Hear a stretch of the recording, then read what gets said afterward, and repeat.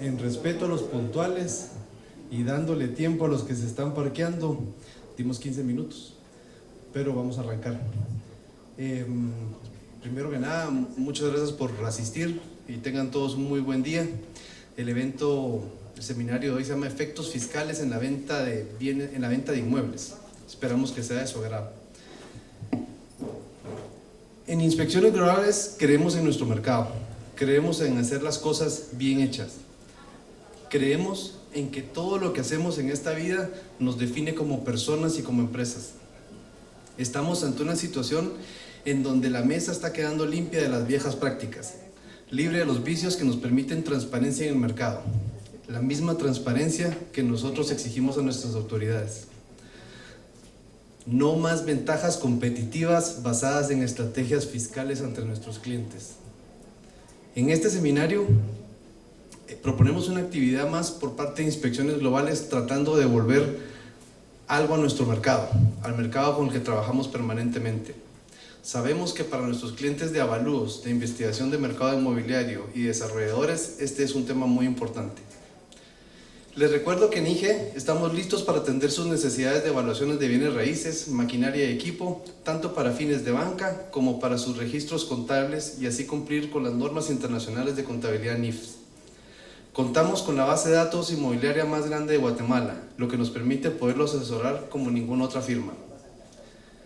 Antes de comenzar, me gustaría darle las gracias al grupo de consejeros en finanzas empresariales, organización profesional de consultores con amplia experiencia en asesoría de negocios en diferentes ámbitos, quien en conjunto con Inspecciones Globales han hecho posible este evento.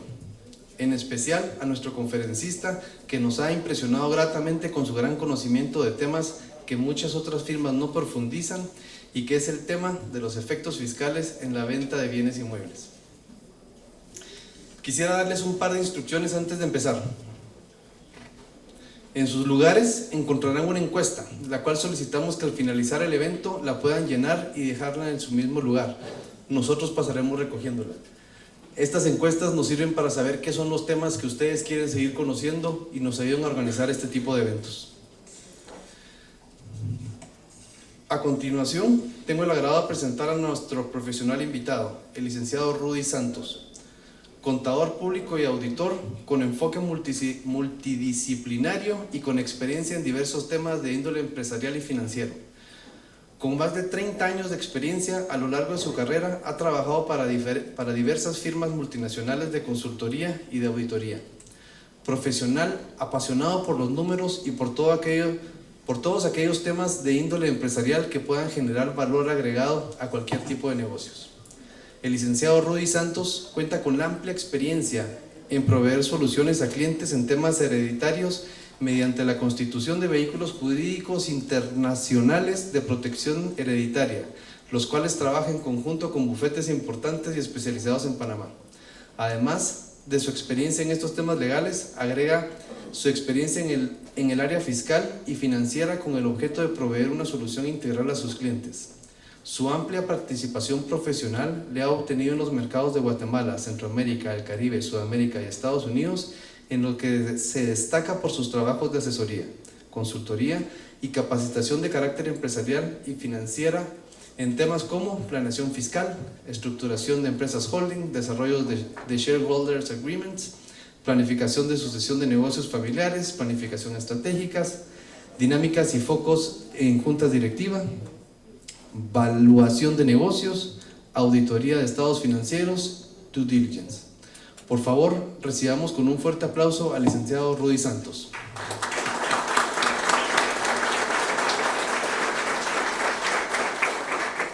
Buenos días a todos, no sé si me escuchan. ¿Sí? Bueno, voy a plantearles el tema de los efectos fiscales que hay en la negociación de inmuebles, que es un tema bastante controversial en el momento. Hay muchas opiniones. Obviamente nosotros como firma pues tenemos nuestras opiniones, pueden haber otras. Lo que vamos a plantear aquí, lo que hemos analizado nosotros en bastante profundidad para comentarlo a ustedes. Entonces el contenido del curso va a ser qué impuestos aplican a transacciones de venta por operaciones ocasionales. Eso es cuando, por ejemplo, una persona individual no se dedica a vender inmuebles, o una sociedad no se dedica a vender inmueles y termina vendiendo un inmueble. Igual vamos a ver cuáles son los impuestos aplicables a transacciones de venta por operaciones cuando ya lo hace una sociedad normal. ¿Qué impuestos existen ahí a considerar? Vamos a ver cómo se deben de contabilizar las ganancias también en impuestos en proyectos que lo que hacen es también vender sus proyectos por medio de acciones. Que salió esta regulación donde uno puede tasar el proyecto y vender hasta un 30% en acciones a los clientes. Luego vamos a ver también el tema de cómo se deben de registrar las utilidades y reportar y pagar impuestos en las compañías que se dedican a construir y vender inmuebles. Y finalmente vamos a ver también algo de temas de cómo se deben de contabilizar las ganancias en compañías que venden lotes urbanizados. Bueno, comencemos a hablar del tema entonces de las ventas ocasionales. A lo largo de la presentación, cualquiera que tenga una duda, por favor levanta la mano y me comenta y con gusto la miramos. Entonces vamos a ver ventas ocasionales, es cuando la persona no se dedica a vender inmuebles. Muchas personas piensan a veces que como, por ejemplo, cuando uno vende un inmueble, el inmueble solo tiene un impuesto, pero realmente tiene dos. Y hay que pensar en esto, hay un impuesto de transferencia, ¿sí? Que el impuesto de transferencia puede ser timbre o IVA, y aparte del impuesto de transferencia hay que pagar el impuesto si es que la operación me está generando una ganancia. Entonces, la transferencia paga timbre o IVA, vamos a ver en qué casos paga uno y qué pasa con el otro. Pero luego también está que hay que pagar porque esa operación puede generar una ganancia. Puede ser una ganancia ordinaria o puede ser una ganancia, digamos, inusual, que sería una ganancia de capital. Entonces, siempre la venta de un inmueble tiene dos impuestos, el de transferencia y el de ganancia. Dentro de las ventas ocasionales de inmuebles, vamos a ver a lo largo de la presentación qué es cómo afectan las revaluaciones de inmuebles, los impuestos aplicables a la venta o permuta de inmuebles. Vamos a ver lo que son fincas nuevas, deliberaciones, primera venta, permuta, sus siguientes ventas, qué impuestos aplican a las aportaciones de bienes inmuebles y qué impuestos aplican a las donaciones de bienes inmuebles. Y finalmente, la venta de inmuebles por medio de acciones, si es que uno todavía quiere hacer venta de inmuebles por medio de acciones en una operación a la cual yo no me dedico. Estamos hablando aquí de personas que venden inmuebles de forma eventual, no de forma ordinaria. Bueno, hablemos de la revaluación. La revaluación actualmente, cuando salió la ley en el 2012, la reforma tributaria, decía que las revaluaciones de bienes inmuebles hechas por peritos valuadores estaban afectadas a impuesto. Entonces, con fecha del abril del 2013, anteriormente se metió un recurso para declararlo inconstitucional y todavía sigue en suspenso, no se ha pronunciado todavía en la Corte. Para mí es un tanto injusto, digamos, que se quieran gravar las revaluaciones, porque realmente el hecho de que mi inmueble lo haya comprado en 100 y ahora valga 200, esa apreciación de 100 adicionales yo no la tengo en la bolsa. Simplemente es que el papel dice que vale más, pero yo todavía no he realizado la renta, por lo tanto yo no debería pagar impuestos, porque es un tema de que la renta debería ser en función a lo que yo llevo a la bolsa, y aquí no estoy dando nada a la bolsa. Esperaría yo que ese recurso prospere y que lo declararan inconstitucional, porque creo que no tiene sentido grabar solo en papel algo que yo no he tenido ningún beneficio. Entonces está en suspenso todavía, lo que significa es que cualquier cosa que yo haga alrededor de reevaluar un inmueble, pues no genera ninguna ganancia.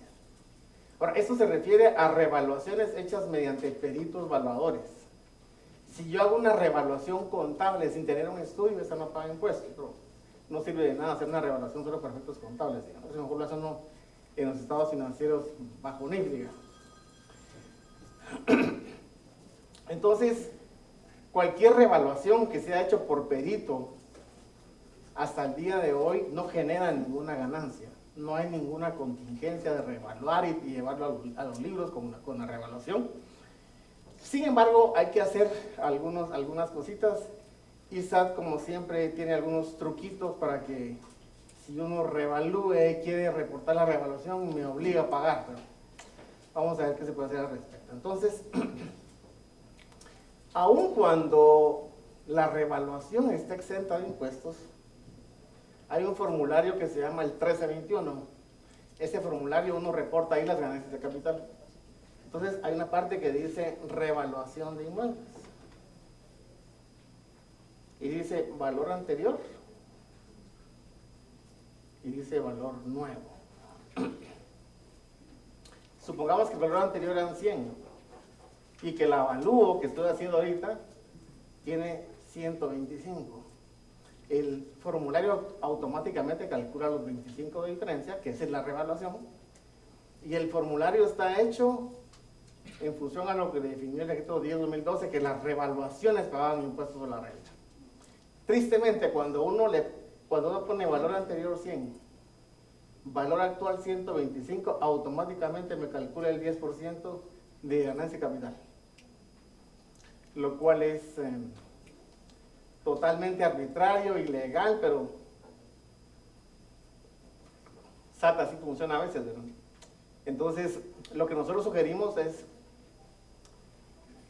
que si yo quiero reportar un avalúo, vamos a ver el procedimiento que nosotros sugerimos, es que en todo caso aquí pongamos 125, aquí pongamos 125, variación 0, pero estamos dejando en el formulario que el valor nuevo es 125.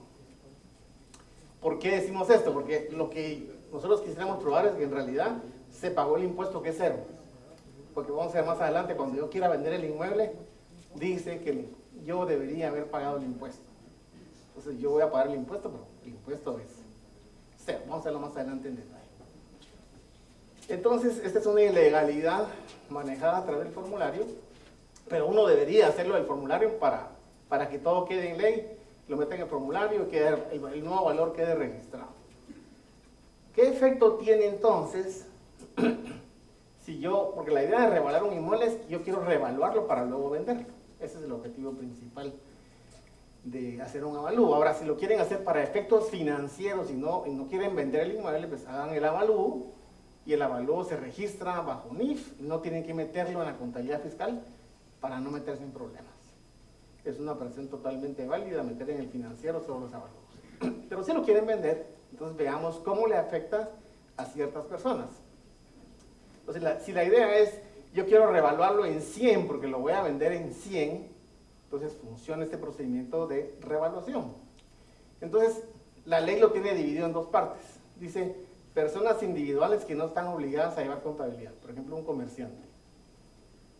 Y pueden haber muchas personas individuales que quieren vender el inmueble y quieren saber cómo funciona eso. Entonces, una persona individual que no lleva contabilidad, dice la ley, bueno, lo que yo aconsejo es, uno, primero, tener el estudio, tener el avalúo por parte del perito evaluador, luego inscribir el nuevo valor revaluado en la municipalidad que administra el YUSI, para que todo vaya siguiendo un récord adecuado de impuestos, porque la idea es, yo subo el valor del terreno, pero también lo inscribo en la municipalidad que administra el YUSI para comenzar a pagar a partir de ahí el nuevo YUSI. Al menos ese es un procedimiento que pedía la ley anterior. Yo creo que si lo hacemos, yo creo que tenemos más elementos de defensa a la hora de un problema. Luego sugiero llenar el formulario 1321, este de acá. Obviamente hay que poner valor anterior, el nuevo valor de acá, para que no me genere ganancia y no pague un impuesto que es ilegal. Y el problema viene a continuación. Digamos, para una persona individual dice que yo puedo registrar como costo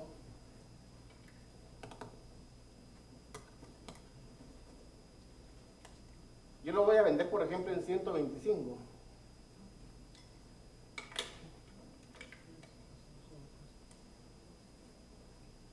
Lo voy a vender en 125 y el avalúo que le hice, que ya lo metí en el formulario, es 125.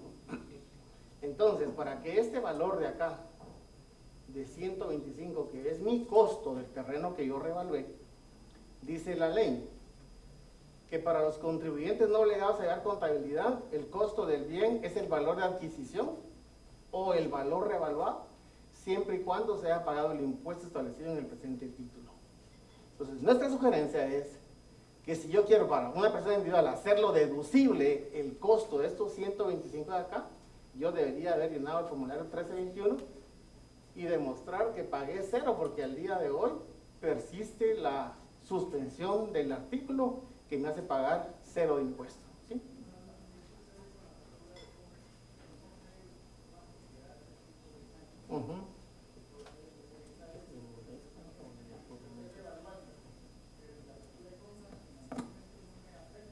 No, porque lo que dice ahí es, sí, no le afecta, es que en el formulario están haciendo algo ilegal, ¿verdad? Esto le costó 100, digamos, no le costó 125, pero si usted le pone 100, gracias, como costo anterior, y le pone 125, el formulario automáticamente le voy a pagar impuestos. Entonces es ilegal que le digan que tengan que pagar impuestos por esto. Entonces usted lo que está haciendo realmente en el formulario es solo grabar ahí que el nuevo valor es este, que es el válido. No, para mí no debería haber riesgo, porque en realidad ahí, de todos modos, como es una revaluación, la revaluación se asenta a impuestos. Entonces, como ustedes se dan cuenta, para una persona individual, lo que hay que seguir es el proceso, es revaluarlo, meterlo en el JUSI, reportarlo en ese formulario, decir que el impuesto es pagado cero, y automáticamente para mí los 125 se vuelven en un costo deducible. Por lo tanto, cuando venda esto, esta ganancia, digamos, la ganancia es cero, no se afecta impuestos. ¿Sí? Eso se puede hacer mientras no se revierta mientras siga eso en suspenso, lo puedo hacer, o si se revierte también y de igual forma se puede seguir haciendo. ¿Sí? Licenciado, buenos días. Buenos días. ¿Qué sucede con las revaluaciones municipales? Ese es otro tema. ¿Sí? Digamos, si yo tengo una revaluación municipal, lo que pasa es que para yo venderlo, puede ser que la revaluación municipal esté en 110. Yo debería tener un avalúo adicional para llegar al valor que necesito vender. El objetivo es ese, porque de todos modos tengo que meterlo en el JUSI para llevarlo al valor actual que yo realmente espero vender. Esa sería la idea. Bueno, ahora veamos para la gente que es formal. Para todos los demás, para todas las empresas, cómo está redactada la ley. En mi opinión, esta ley de todos los inmuebles tiene unos parches, una forma muy mal de haberse redactado, y hay cosas que no están muy claras, que digamos. Entonces, en este caso, nosotros sugerimos lo mismo, pues contar con el avalúo, inscribirlo en la municipalidad que administra el JUSI, llenar el formulario de igual forma con este 1321, y para estas personas no hay claridad. No hay claridad en este sentido. ¿Qué es el costo? Lo que dice, ¿ah? Hay más claridad para una persona individual que no lleva contabilidad que para una empresa. Dice que para esas personas, para una sociedad formal o para una persona un comerciante que lleva contabilidad, el costo es, dice, el costo base del bien más las mejoras, menos las depreciaciones de esas mejoras a la fecha de la venta. Aquí me deja fuera el tema de la revaluación. Aquí no me dice es el costo del bien más las mejoras o el valor de revaluación, como lo dice en el caso anterior. ¿Sí? Entonces, para una sociedad no está definido, gracias, que la revaluación realmente es un costo que pueda deducir si sigo el mismo procedimiento que sigo cuando es una persona individual que no tiene obligación de llevar contabilidad. Totalmente malo, que debería ser el mismo concepto. Digamos que nosotros pensamos que si yo vendiera el inmueble, pues hay que tomarse el riesgo, ¿verdad?, de meter esto y pelearlo, obviamente, ¿verdad? Porque bajo la Constitución, digamos, todos deberíamos tener los mismos derechos. Sin embargo, pues, si nos quieren sacar un ajuste, pues opción de que nos hagan un ajuste sí hay, pero es tema de pelearlo, ¿verdad? O sea, existe esa laguna en la ley que no está muy clara para cuando uno quiere vender un inmueble. No me dedico a vender inmuebles, entonces el costo, tengo esa diferencia, digamos, en la ley, ¿verdad? No es igual en los dos casos, y debería ser igual para los dos casos.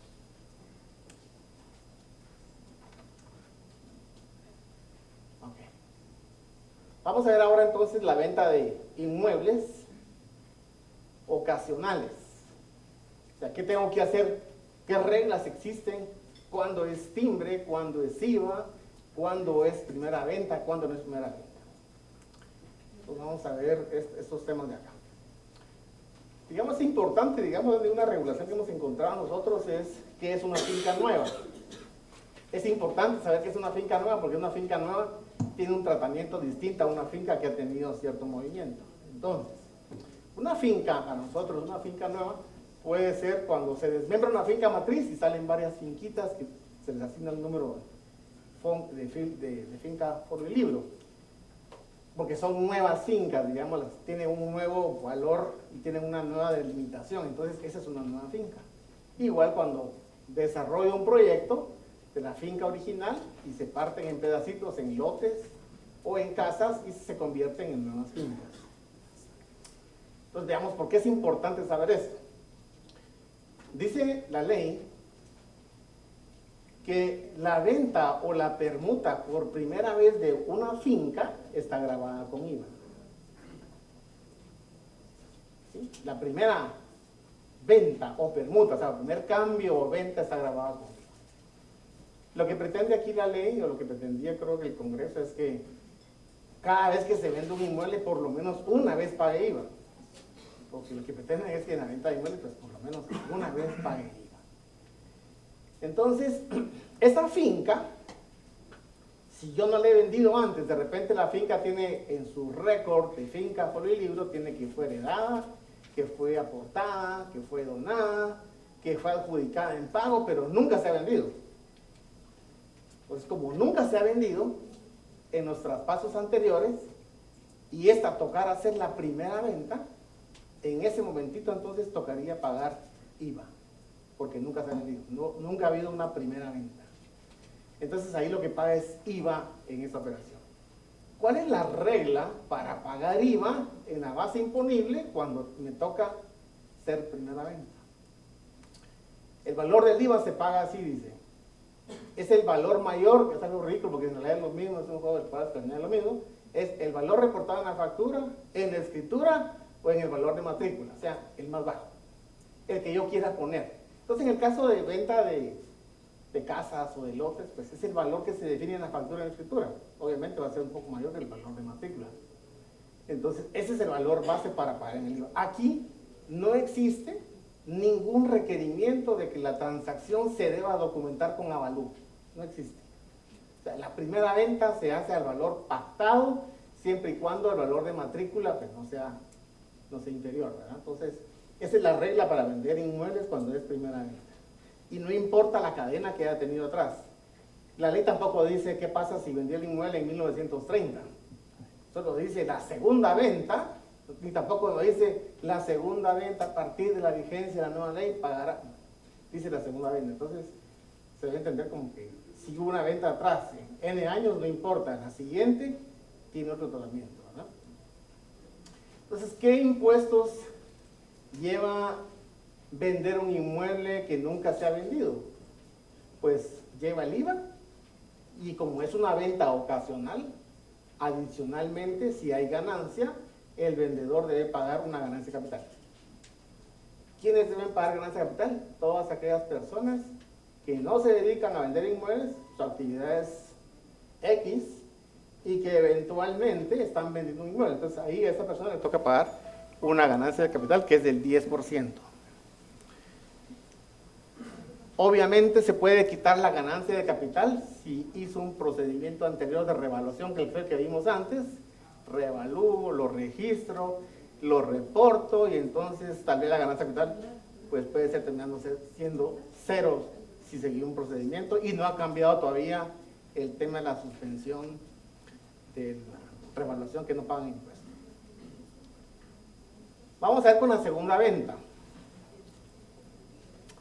Dice que la venta o permuta de una finca a partir de una segunda vez está sujeto a un 3%.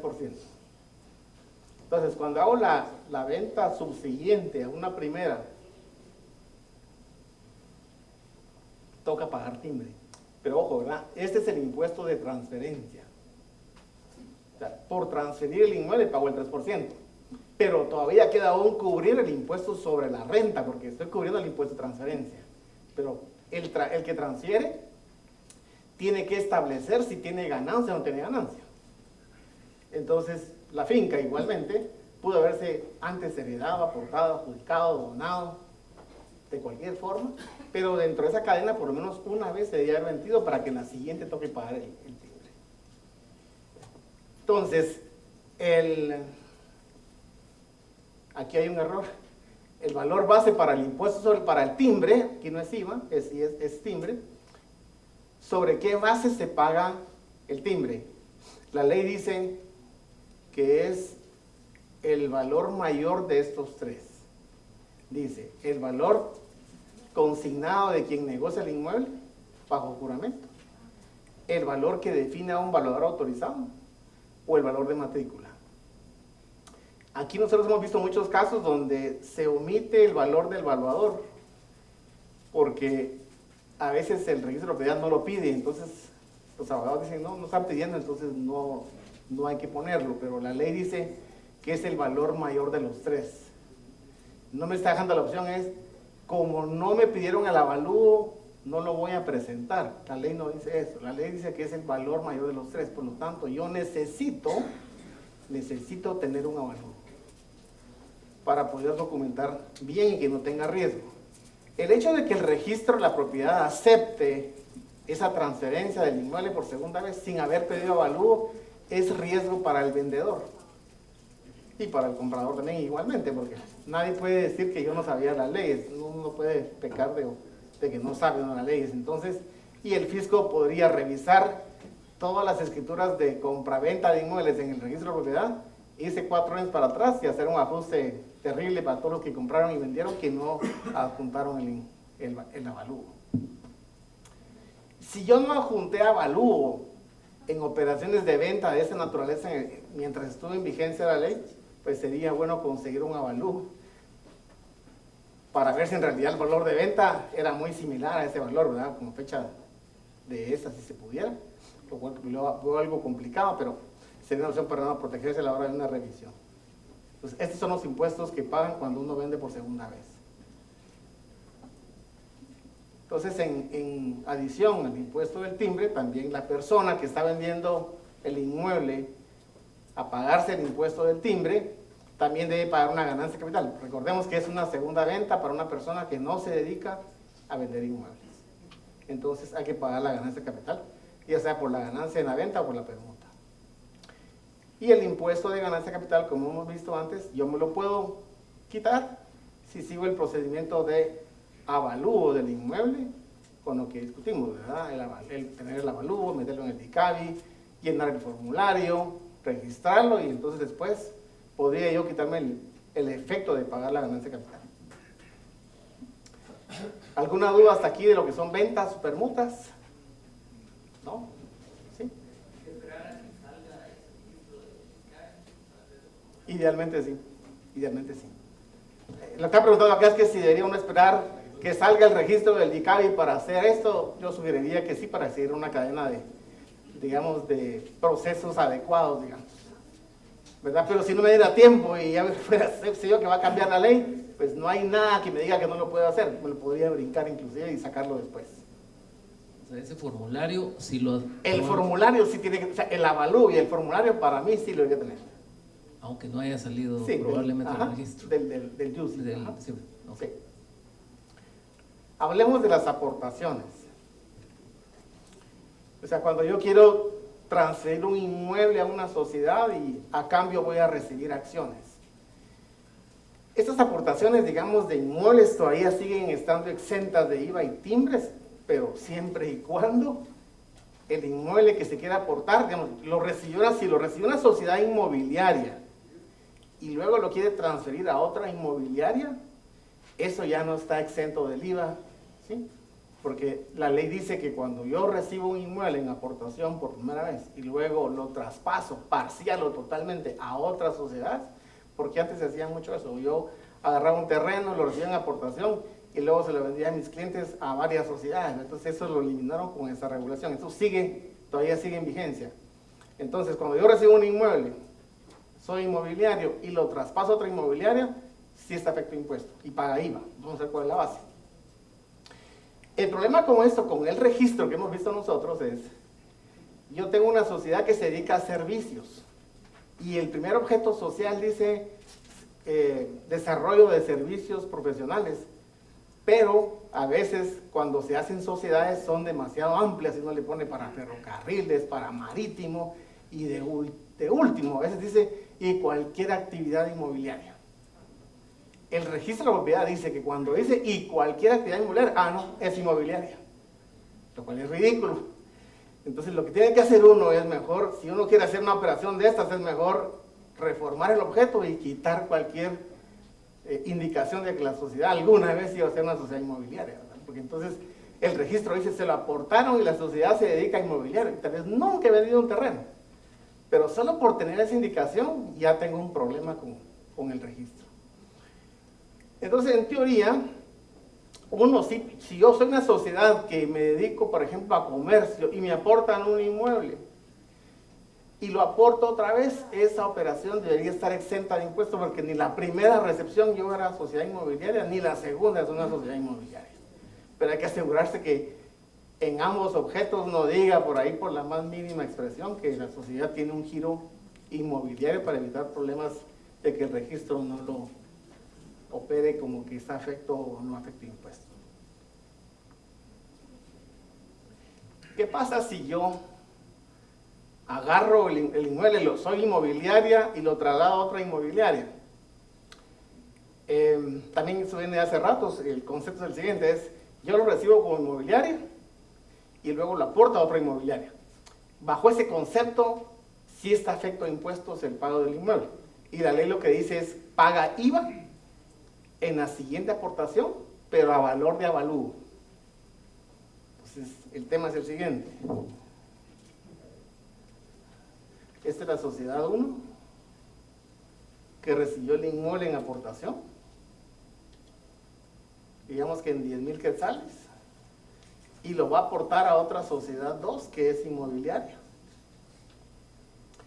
Entonces, dice la ley que si yo lo recibí como inmobiliaria y lo voy a trasladar como inmobiliario, esta operación de aquí para acá, la segunda, paga IVA, y el valor al cual debe pagarse el IVA es al valor de avalúo,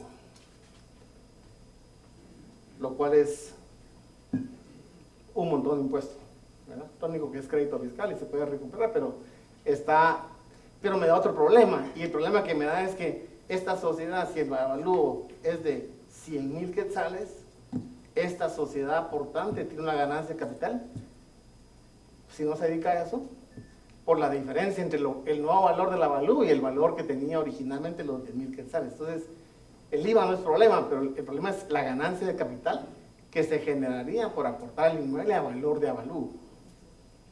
Entonces, ese es un problema, ¿verdad?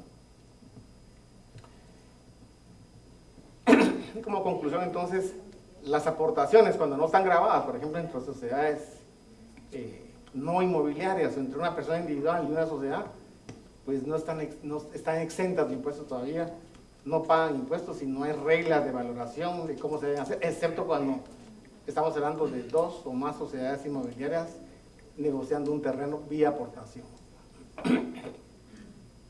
Veamos las donaciones. Las donaciones todavía es un tema interesante. Los impuestos aplicables a las negociaciones de inmuebles cuando es una donación es que las donaciones están grabadas únicamente con IVA, ¿sí? Al 12%. Y la base impositiva de la donación es el valor que conste en la escritura o el valor de matrícula el que sea mayor.